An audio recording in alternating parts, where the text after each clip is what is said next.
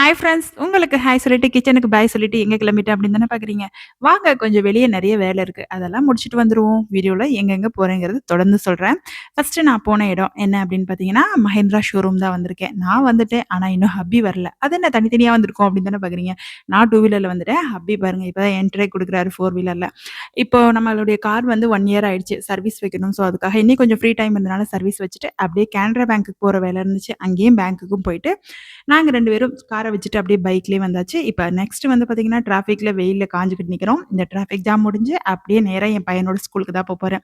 அங்க போயிட்டு பையனுக்கு ஷூ, ஷாக்ஸ், பெல்ட் எல்லாம் குடுக்குறாங்க. இங்க ரெய்னி சீசன் கம்ப்ளீட் ஆயிருச்சு. இன்னும் நெக்ஸ்ட் லீவ் முடிஞ்சு வரையில ஷூ போட்டு வரணும். ஸோ அதுக்காக இங்க வந்து சார பார்த்து அப்படியே அவருக்கு அளவான ஷூ எல்லாம் வாங்கிட்டு, நெக்ஸ்ட் சாப்பிட ஹோட்டலுக்கு வந்தாச்சு.